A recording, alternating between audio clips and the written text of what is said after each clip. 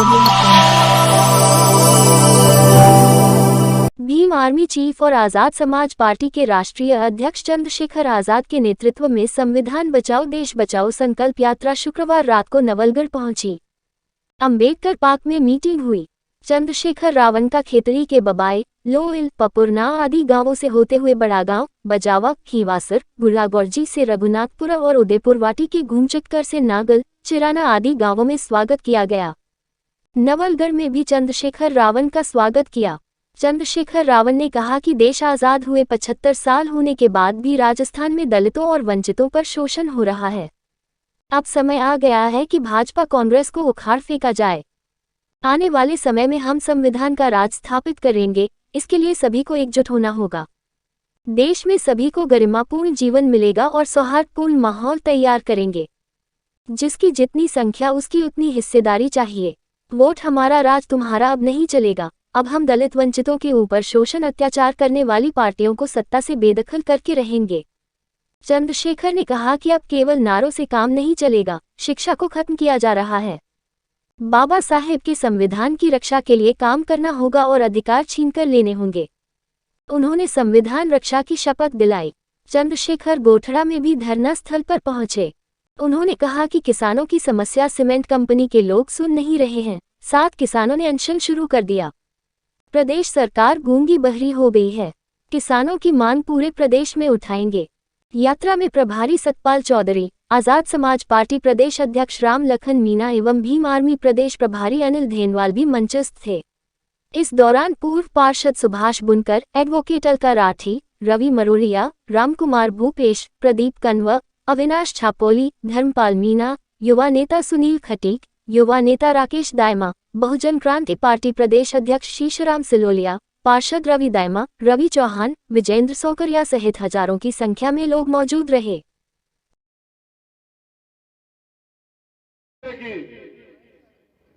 क्योंकि हम एक पढ़े लिखे लोग हैं, इतिहास को जानते हैं और इतिहास ये गवाही देता है कि अगर आज जो कुछ अधिकार हमारे पास है, ये अधिकार हमें मांगने से, रोने से, चिल्लाने से, घर में दुख के रहने से या हमारी दुख तकलीफें देख के किसने हमें नहीं दिए। इसके लिए और आज जहां हम लोग खड़े हैं, जो हाल हमारे हैं, इसके लिए हमारे महापुरुषों ने समय समय पे कुर्बानियां दी है। राष्ट्रपिता ज्योतिबा फूले से लेके छत्रपति साहू जी महाराज, डॉक्टर बाबा साहब अम्बेडकर और ऐसे सैकड़ों महापुरुष हुए, जिनमें माननीय काशीराम साहब को भी याद करते हैं, जिन्होंने अपना जीवन, अपनी सुख सुविधाएं और अपने बच्चे तक कुर्बान किए और वो अपने लिए नहीं जिए, वो हमारे लिए जिए, अपनी आने वाली पीढ़ियों के लिए जिए और एक एक मिनट उन्होंने हमारी तरक्की के लिए हमें अपने पैरों पर खड़ा करने के लिए लगाई। अगर उन्होंने अपना काम ना किया होता तो किसी ने हमारे आंसू देख के हमारी जिंदगी के लिए कोई परिवर्तन नहीं चुना होता।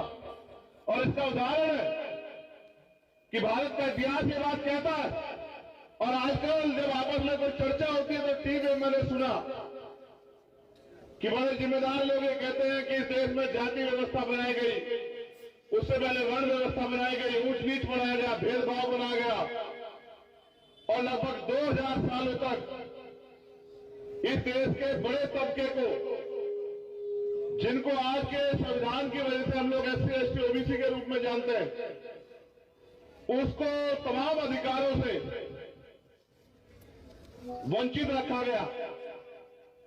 उससे भी आगे बढ़ के शिक्षा, जो जीवन में आपको अच्छा बुरा, छोटा बड़ा, गलत सही, तर्क वितर्क का ज्ञान देती है, उस शिक्षा से वंचित रखा गया।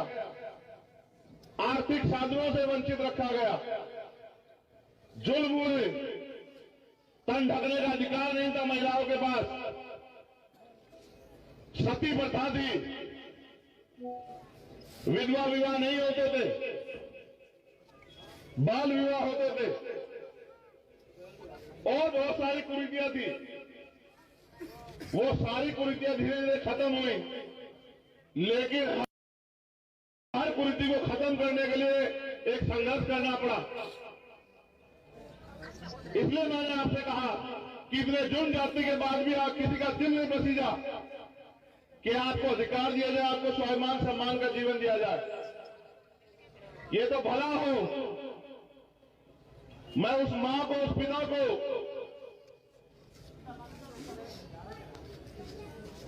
धन्यवाद देता हूं जिन्होंने डॉक्टर बाबा साहब अम्बेडकर को जन्म दिया, जिन्होंने डॉक्टर बाबा साहब अम्बेडकर को जीवन दिया, और आज हम लोग उनके कर्जदार हैं। भले हम कुछ नहीं कहते रहे, लेकिन आप और मैं जानते हैं कि 14 अगस्त 1947 को हम लोग इस देश में गुलामों के गुलाम थे। 15 अगस्त 1947 को देश आजाद हुआ, लेकिन हमें अधिकार नहीं मिले। जिनके पास 14 अगस्त को जमीन नहीं थी, आजाद होने के बाद 15 अगस्त को उनके पास जमीन नहीं आई। जिनके पास उद्योग नहीं, उनके पास उद्योग नहीं आए। जिनके पास दुकानें नहीं थी, उनके पास दुकानें नहीं आई। जिनके पास नौकरी नहीं थी, उनके पास नौकरी नहीं आई। अगर इस देश में कमजोरों को, शोषितों को, किसानों को, महिलाओं को, मजदूरों को अगर बराबरी का अधिकार मिला, तो वो मिला 26 जनवरी 1950 को, जब भारत का संविधान लागू हुआ। आज उस संविधान की वजह से आपके बच्चे डॉक्टर, इंजीनियर, आईएएस, आईपीएस बनते हैं। आज उस संविधान की वजह से आप पार्षद, सरपंच, जिला परिषद के मेंबर, विधायक और एमपी बनते हैं। आज उस संविधान की वजह से हम पे वोट का अधिकार है। मैं बहुत गैर जिम्मेदारी से नहीं, पूरी जिम्मेदारी से बात कह रहा हूं, पढ़ा लिखा वकील होने के नाते। आज भी छूत है राजस्थान में, मैंने देखा अपनी आंखों से। आज भी भेदभाव। और अगर पिछले 4.5 साल आपको याद दिलाऊं, तो मैंने देखा ओम प्रकाश रेगर के साथ क्या हुआ, मैंने देखा जितेंद्र मेघवाल के साथ क्या हुआ मुझसे रखने पे, मैंने देखा इंद्र मेघवाल के साथ मटकी छूने पे क्या हुआ, मैंने देखा कार्तिक भील को अपने लोगों की लड़ाई लड़ने के बाद उसके साथ क्या हुआ, मैंने देखा नासिर जुनैद के साथ क्या हुआ, मैंने देखा टीकाराम मीणा जी के साथ क्या हुआ। और जब मैं आया, तो जब मैं लोगों से बात करता तो लोग मुझे बताते, हमारे माए बहने, कि पाली और बहुत सारा ऐसा क्षेत्र है, जालोर, जहां आज भी सुनने में बड़ा डरावना लगेगा, लेकिन क्योंकि जाना मैंने तो इसलिए कह रहा हूं कि सत्य है। आज भी ऊंची जाते घर के आगे से हमारी महिलाएं चप्पल पहन के नहीं निकलती, हमारे लोग मोटरसाइकिलों पे, साइकिलों पे नहीं निकल सकते। इस बात को जानने के बाद मुझे लगा कि देश तो आजाद हो गया, लेकिन राजस्थान का बहुत सारा हिस्सा अभी आजादी मांग रहा है। कैसी आजादी? सामाजिक आजादी, धार्मिक आजादी, आर्थिक आजादी। और भारतीय संविधान की एक प्रस्तावना कहती है कि जाति, धर्म, स्थान के आधार पर किसी के साथ भेदभाव नहीं हो सकता। इसलिए मैं मानता हूं, और मेरा अनुभव यह कहता है कि इसके जिम्मेदार वो लोग नहीं है जो ये कर रहे हैं, इसके जिम्मेदार हम लोग हैं। हमारे बहुत ही सीनियर लोग यहां बैठे। बाबा साहब ने पूरी कॉन्स्टिट्यूशन असेंबली को सहमत किया कि वोट का अधिकार हर बालिग व्यक्ति को मिलना चाहिए, हर बालिग व्यक्ति को। कोई कहता था वोट का अधिकार उसको मिले जो धंधा सेठ हो, कोई कहता उसको मिले जो लगान देता हो, कोई कहता उसको मिले जो जमींदार हो, कोई कहता उसको मिले जो पढ़ा लिखा हो, कोई कहता उसको मिले जिसके उद्योग व्यापार हो। लेकिन बाबा साहब ने कहा कि फिर डेमोक्रेसी, लोकतंत्र नहीं होगा जब चंद लोग फैसला करेंगे इतने बड़े देश के, इतने बड़े समुदाय के, इतने लोगों का जिंदगी का। अगर लोकतंत्र लाना है तो हर व्यक्ति को जो सोच समझ सकता हो, जिसकी आयु 21 साल हो, उसको वोट का अधिकार मिलना चाहिए। और फिर क्योंकि बाबा साहब बैरिस्टर थे, पढ़े लिखे थे, उन्होंने तर्क की कसौटी पर सहमत किया कि भारत के हर एक बालिग व्यक्ति को वोट का अधिकार मिलेगा। सम्मानित लोगों, आज भारत में लोकतंत्र है। जब लोकतंत्र नहीं था तो राजतंत्र था। राजतंत्र में राज व्यवस्था कैसे बदली जाती थी? जैसे आज आप यहां बैठे, ऐसे ही एक राजा की सेना होती थी, दूसरी तरफ दूसरे राजा की सेना होती थी। महीनों महीनों युद्ध चलते थे, तलवारें, भाले, तोपें, बंदूकें चलती थी, संधियां होती थी, हजारों हजारों लोग मर जाते थे, जमीन रक्त रंजित हो जाती थी, तब राज बदलता था। लेकिन बाबा साहब अम्बेडकर ने आपके मुठे में ताकत दे दी, क्योंकि लोकतंत्र है, जिसका वोट होगा, लोकतंत्र का मतलब यह है जिसका वोट होगा उसका राज होगा। जिनकी संख्या ज्यादा होगी वो इकट्ठा होकर अपने राज ले आएंगे। और आप ये जान लो, अगर आपकी संख्या लाखों में क्यों ना हो और आपका व्यक्ति सदन में नहीं है, आपके पास राजनीतिक ताकत नहीं है, तो आपके एक मसले पर चर्चा नहीं होगी। चाहे आप भूखे मरो, चाहे आपको इलाज ना मिले, अच्छी पढ़ाई ना मिले, चाहे आप पे जुर्म जातीय अन्याय अत्याचार हो, क्योंकि आवाज उनकी उठती है जिनका नेता होता है। आपने नवलगढ़ में क्या मजाक किया है? जिनके 500,000 वोट हैं उनका नेता है, और जिनके लाखों वोट हैं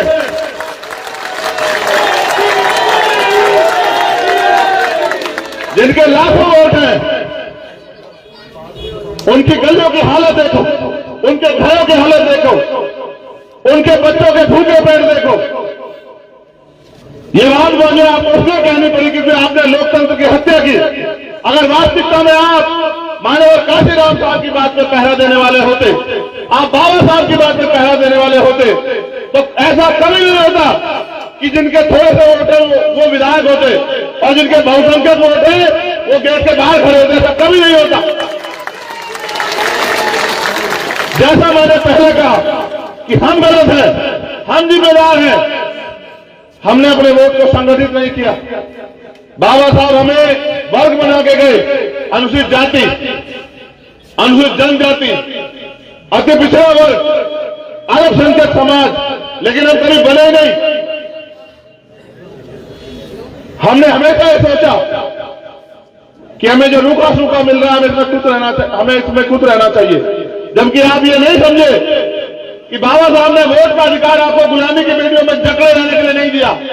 उन्होंने वोट का अधिकार दिलाने के साथ ये बात कही थी कि आज मैंने रानी का पेट चीर दिया, आज के बाद राजा बैलेट बॉक्स से तैयार होगा, आपकी वोट से तैयार होगा। आप मुझे अपने मन से बताओ, इस विधानसभा में बहुजन समाज के लोगों का वोट ज्यादा है या जिनका आज विधायक है उनका वोट ज्यादा? आप बताओ। जब आपका वोट ज्यादा तो विधायक किसका होना चाहिए था? बताओ। ये किसकी गलती है सर? अच्छा आप ये भी सुनो, आपने विधानसभा में चर्चा सुनी कि इंद्र मेघवाल के साथ अन्याय क्यों हुआ? सुनी आपने कभी? मूछे रखने पे जितेंद्र मेघवाल की हत्या कर दी गई, क्या आपने कभी कोई चर्चा सुनी? कार्तिक भील का परिवार 8 महीने में बैठा, क्या कभी आपने चर्चा सुनी? ओम प्रकाश रैगर ने उसके पिताजी को पीटा गया, वो थाने में रिपोर्ट लिखवाने गया, पुलिस ने भगा दिया और ये कह दिया उल्टा उसके खिलाफ मुकदमा लिख दिया, उसके पिता खिलाफ, उसके चाचा खिलाफ। वो गली गली घूमता रहा, फिर उसने सुसाइड कर लिया। इस उम्मीद के साथ मुझे पत्र लिखा, पत्र में लिखा उसने कि भाई चंद्रशेखर आप आना और मुझे न्याय दिलाना। 3 दिन तक उसकी लाश को लेकर हम लोग लड़ते रहे रूपनगढ़ तहसील पे, हॉस्पिटल में बैठे रहे 4 दिन तक। सरकार के लोगों ने वादे किए, पुलिस ने वादे किए, और फिर वही जो सदियों से होता रहा, धोखा, झूठ, फरेब।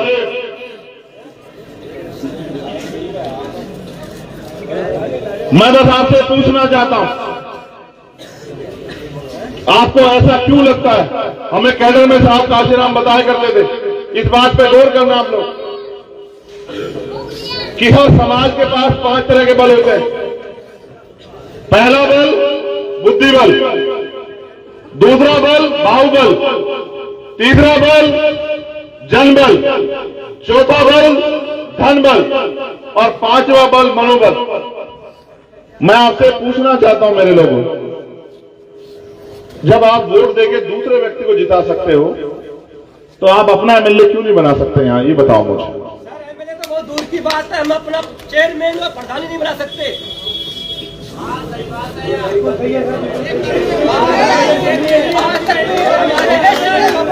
आज तक भी हमारे एससी के लोगों ने विधायक से सवाल नहीं किया कि जब से देश आजाद हुआ हमारे नवलगढ़ में हमारा प्रधान हमारा चेयरमैन क्यों नहीं बनाया, क्यों नहीं बनाया? देखो, बिल्कुल सही बात, आपने बिल्कुल सही कहा कि हम यहाँ विधायक तो छोड़ो, हम यहाँ चेयरमैन नहीं बना पाए, पार्षद नहीं बना, बिल्कुल सही बात। लेकिन ये भी बताओ मेरे भाई,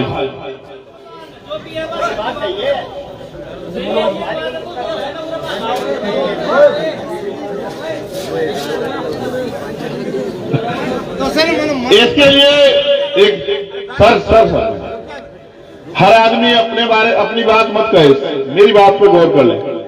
इसके लिए हम ही जिम्मेदार हुए ना ब्लैक शर्ट वाले भाई। हाँ छोड़ दो बस। देखो मेरी बात सुनो, मैं आपको समझा सकता हूं, मैं आपको रास्ता दिखा सकता हूं, मैं आपका अंगूठा नहीं पकड़ सकता हूं। आप अच्छा बुरा खुद समझ सकते हो। आज हालात क्या है? जो पढ़े लिखे भाई यहां होंगे और जो पुराने या मिशनरी लोग होंगे, अपने दिल पे हाथ रख के पूछो, क्या 5 साल बाद कोई सरकारी नौकरी रहेगी देश में?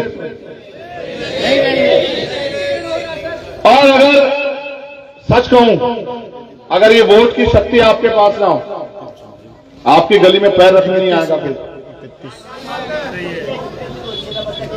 देखो, सारे सरकारी डिपार्टमेंट प्राइवेट हो रहे हैं, दवा के निजीकरण चल रहा है, किसान परेशान है, पढ़े लिखे नौजवान बेरोजगार घूम रहे हैं। और छोड़ो पार्टियों को, यहां बसों में बैठ के पेपर लीक होते हैं आपके यहां पे, बस की बस बैठ के, और वो गरीबों के बच्चे नहीं है, ये भी याद रखो। नेताजी का बेटा क्या तो विधायक बनेगा, मंत्री बनेगा, चेयरमैन बनेगा या फिर अधिकारी कर्मचारी बनेगा। विधायक जी के रिश्तेदार क्या तो नेता बनेंगे या फिर वो अधिकारी कर्मचारी बनेंगे। और आपके बच्चे वो पढ़ लिख के वो घर में इंतजार करेंगे कि कब कोई भर्ती निकले और हमारे हिस्से में कोई नौकरी आए। मैं बहुत पूरे राजस्थान को कह रहा हूं, आपको भी कह रहा हूं, आप अपनी समस्याओं का एक लिफाफा बना लो और वो लिफाफा आप मुझे दे दो।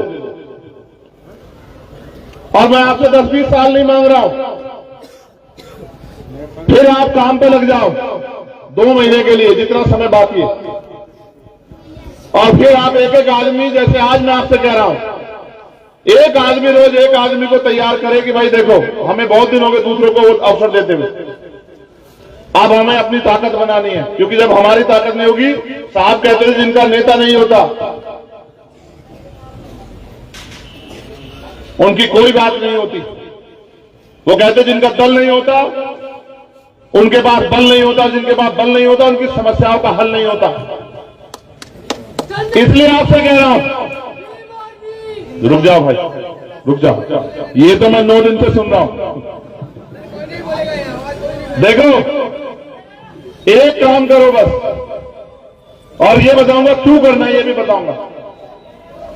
आज के बाद एक आदमी रोज एक आदमी को तैयार करे जो हमसे सहमत नहीं था, और जितने दिन बाद वोट गिरेगी, चाहे 40 दिन बाद या 42 दिन बाद, आप चेक करना, आपकी संख्या यहां 50-60 हजार हो जाएगी। और 50-60 हजार जब लोग आप अपनी पार्टी, अपने झंडे को मजबूत करोगे तो आपका विधायक जीतेगा। जब आपका विधायक जीतेगा ताली मत बजाओ, गौर से सुनो, आपका ध्यान बच जाएगा। आज के हालात प्रदेश में ये है कि नेक टू नेक फाइट है। जिनके पास 4-5 एमएलए होंगे उन पे कुर्सी के 2 पावे होंगे। हम जिसको चाहेंगे वो कुर्सी बैठेगा, और हमें बहुत दिनों से इनको बिठाते हैं। हम अपने लोगों को बिठाना चाहते हैं कुर्सी पे, अब हमारे लोग पीछे खड़े होकर तमाशा नहीं देखेंगे। जिसको बीजेपी को रोकना वो हमारे लोगों को ताकत दे, हमारे लोगों के साथ खड़े हो कि ये ठेका हम पे ही है। और छोड़ो, आप मुझे एक बात का जवाब दो, अगर ये दूसरी पार्टी इतनी अच्छी होती जिनकी आज सरकार, हमारे लोग करते हैं कि अगर हमने इनका साथ लिया तो बीजेपी आएगी। आप मुझे बताओ, अगर ये इतने अच्छे होते तो बाबा साहब को अपने 4 बच्चे क्यों कुर्बान करने पड़ते? ये तो यही थे ना इस देश में, आप बताओ मुझे। तब इन्होंने आपको अधिकार क्यों नहीं दिए?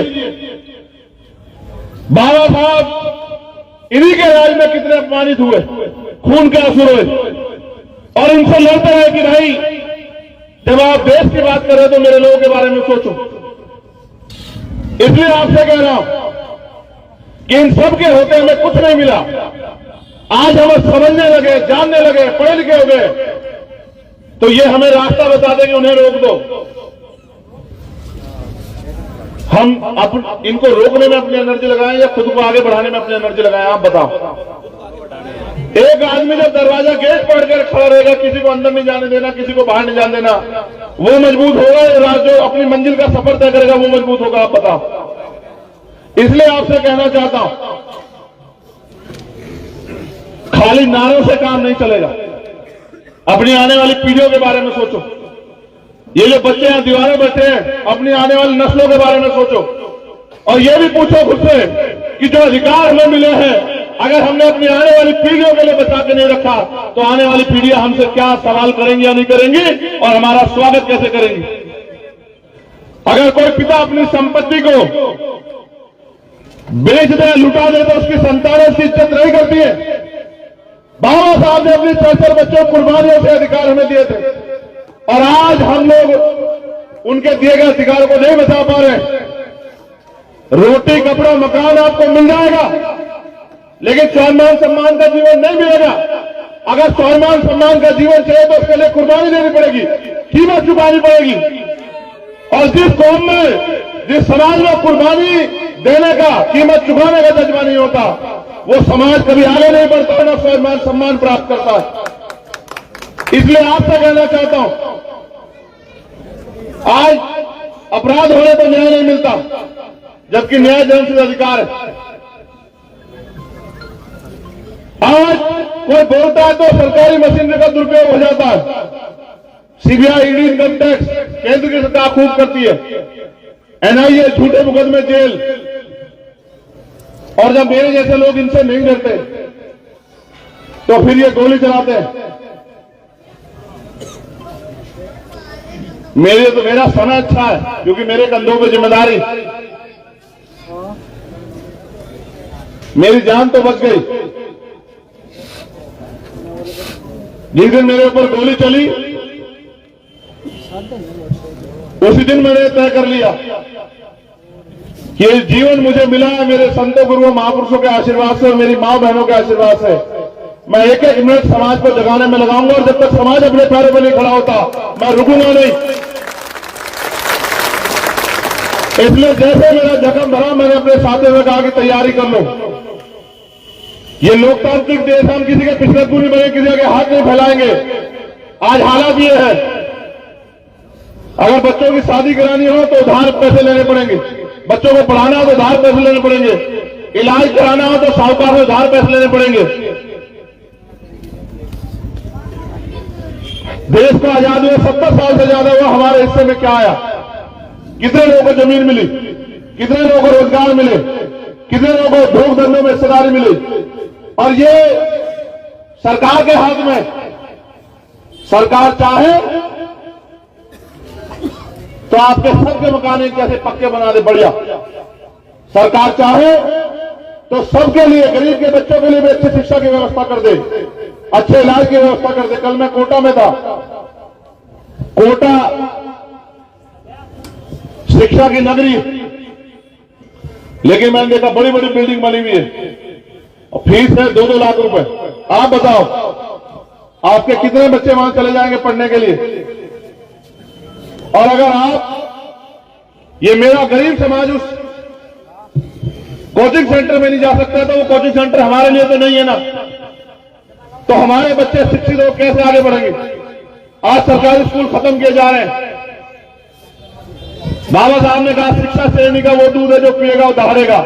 शिक्षा हम पे हथियार थी, लेकिन आज शिक्षा खत्म किया जा रहा है। जैसा मैंने कहा, लिफाफे में अपनी समस्या बना दो और मुझे 6 महीने का समय दे दो आप लोग।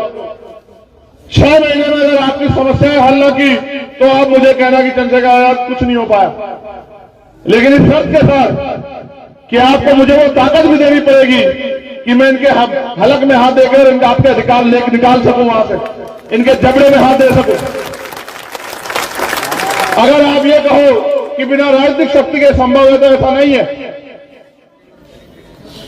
हम 5 लाख लोग भी जयपुर में 5 दिन बैठे रहेंगे, कोई नहीं सुनेगा हमें। लेकिन अगर हमारे 5 एमएलए भी होंगे तो पूरी सरकार को हमें सुनना पड़ेगा। इसलिए आपसे कहना चाहता हूं, आप अपनी ताकत बनाओ और लोकतंत्र की हत्या मत करो। आपकी वोट से अगर ऐसे लोग ताकतवर होंगे तो फिर वो आपका भला नहीं करेंगे। और इसलिए आपकी शिकायत बैठ रही है कि विधायक जी ने ये नहीं किया, विधायक जी ने वो नहीं किया। मैं कह रहा हूं नीचे से ऊपर तक संगठित होकर अपना बनाओ और विधायक जी को भी बताओ कि जो हमसे छल करेगा हम उसको विधायक छोड़ो, चेयरमैन भी बनने लायक नहीं छोड़ेंगे, पार्षद बनने लायक नहीं छोड़ेंगे। अगर आप अपनी शक्ति का एहसास नहीं कराओगे तो वो आपको गुलाम समझ के कुचलते रहेंगे। इसलिए आपसे कहना चाहता हूं नौजवान साथियों, आज हमारे कंधों पर जिम्मेदारी है अपने समाज को कंधों पर बिठा के आगे बढ़ाने की। नौजवान सिर्फ नारों तक सीमित न रहे, नौजवान जिम्मेदारी उठाए। जैसे वो अपने परिवार की जिम्मेदारी उठा रहे, समाज की भी जिम्मेदारी उठाए, अपने प्रदेश और देश की जिम्मेदारी भी उठाए और जिम्मेदारी उठाए बाबा साहब अम्बेडकर के संविधान की रक्षा की, उसको लागू कराने की। क्योंकि जिस दिन भारतीय संविधान पूर्ण रूप से लागू होगा उस दिन भारत सोने की चिड़िया बनेगा, उस दिन भारत सम्राट अशोक के सपनों का भारत बनेगा, उस दिन अम्बेडकरवाद का राज आएगा। अभी अभी बिहार में जातिगत जनगणना हुई, आपने ध्यान दिया? उसके आंकड़े जारी हुए और आंकड़े कहते हैं कि 90% आबादी बिहार में बहुजन समाज की है।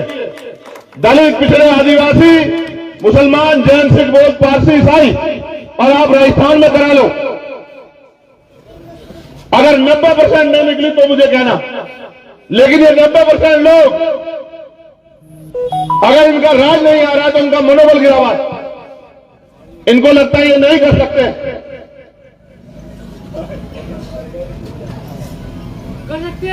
इसलिए आपसे कहना चाहता हूं, अभी नहीं तो कभी नहीं। आज स्थिति करो और मरो की है। आगे बढ़ो, ताकत बनाओ, संगठित हो, लोगों को जागरूक करने का काम करो और अपने अधिकार छीन कर ले लो। कोई आपको मांगने से कुछ नहीं देगा। और अगर आपने कर लिया तो आपकी तरक्की को राजस्थान में कोई रोक नहीं सकता है। और जो सामंतवाद का घर राजस्थान बना हुआ है, इस सामंतवाद की जड़ें उखड़ जाएंगी 2023 में ही, अगर आपने अपनी ताकत बना ली। क्योंकि ये हमारी वोट पर ताकत में आ गए और हमारे लोगों का शोषण कर रहे हैं। इसलिए मैं धन्यवाद दूंगा भाई अनिल जी का, जो हमारे नेता हैं और बहुत लंबे समय से यहाँ काम कर रहे हैं, जिन्होंने गली गली जाकर लोगों को जगाने का काम किया। उनकी पूरी टीम का धन्यवाद करूंगा।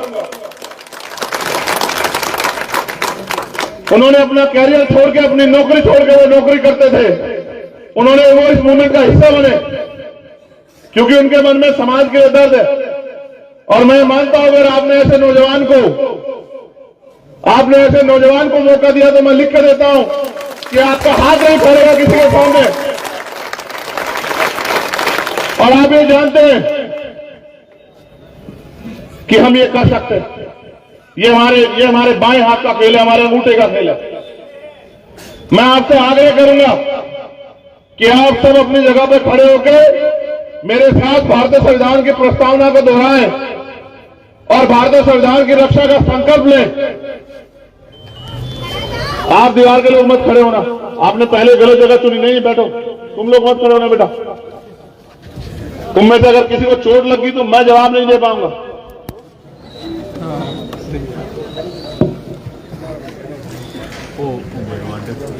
हम भारत के लोग भारत को एक संपूर्ण प्रभुत्व संपन्न समाजवादी पंथ निरपेक्ष लोकतंत्रात्मक गणराज्य बनाने के लिए तथा उसके समस्त नागरिकों को सामाजिक, आर्थिक और राजनीतिक न्याय, विचार, अभिव्यक्ति, विश्वास, धर्म और उपासना की स्वतंत्रता, प्रतिष्ठा और अवसर की समता प्राप्त कराने के लिए तथा उन सब में व्यक्ति की गरिमा और राष्ट्र की एकता और अखंडता सुनिश्चित करने वाली बंधुता बनाने के लिए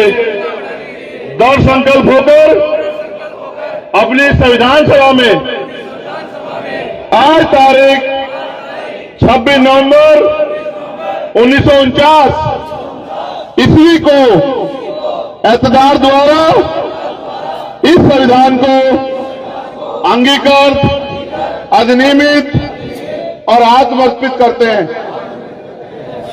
चलो संकल्प करो ऐसे हाथ करके।